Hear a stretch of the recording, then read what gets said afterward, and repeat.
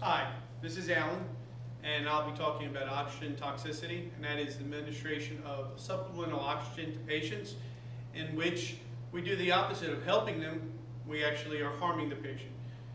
One of the things I want you to remember about oxygen toxicity is sometimes a good thing, giving too much of it will become a bad thing. When we're looking at O2 toxicity, I look at a couple of things. PO2 times time. And what that means is high levels of the partial pressure of oxygen being delivered to the lungs, to the alveoli, over an extended period of time will cause damage to the alveolar capillary membrane. There's another thing I like to do when I'm thinking about O2 toxicity, and that is something called the vicious cycle. And we look at having a decreased PaO2, and that is the amount of oxygen in the arterial blood. That's the first reason why we're giving oxygen. We want to relieve hypoxemia, correct hypoxemia. Well, we do that by increasing the FiO2.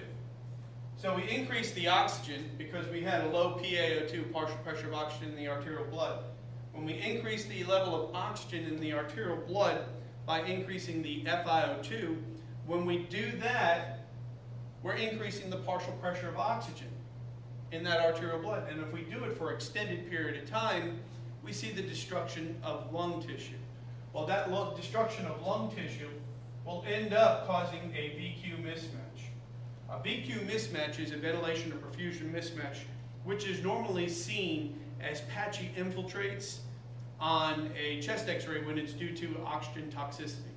How that actually occurs is that the oxygen itself has a negative effect on the alveoli, in which fluid builds up in the alveoli and the AC membrane thickens. If the PO2 is not turned down in the recommended amount of time, then what ends up happening is type 1 alveolar cells are destroyed and type 2 cells proliferate, and there's a fluid buildup. When we have this fluid buildup in the alveoli, we're decreasing the surface area, which allows oxygen to cross the alveolar capillary membrane and get into the arterial blood. As these patchy infiltrates increase and more parts of the lung become affected negatively, what we end up having when it gets to the very severe part is we have something called shunting. And shunting is when the blood is going right by the alveolar capillary membrane, and because there's so much fluid buildup in alveolar capillary membrane thickening, oxygen cannot cross the AC membrane and get into the blood. That means it's just shunting by. And so we see a really low level of oxygen, a really severe case of hypoxemia occurring because of this AC membrane thickening. So when you see this shunting, you're going to have a decreased PaO2 again. The normal thought is I must increase my FiO2 again, keep it at the high levels, in the hope of correcting that low levels of oxygen in the blood, which is hypoxemia. Well, there are free radicals in the O2, and those free radicals are normally able to be negated by enzymes in the alveoli. But when we keep the partial pressure of oxygen at a high level for an extended long period of time, what ends up happening is that system is overridden and the lung cells get destroyed. We end up getting pulmonary hypertension, we end up having ARDS. The one thing we need to do is to find a way to lower that FiO2 so that we have an opportunity for the lungs to heal. One of the things that Egan's references is this rule of thumb, and that is that when you have a patient on 100% oxygen, we're hoping to decrease that oxygen within 24 hours less than 100%.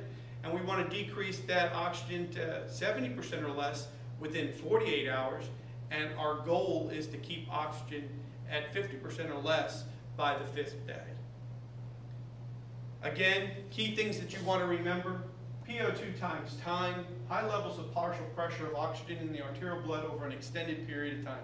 That's the real meat of the discussion here when we're talking about oxygen toxicity, okay? And then understanding this vicious cycle.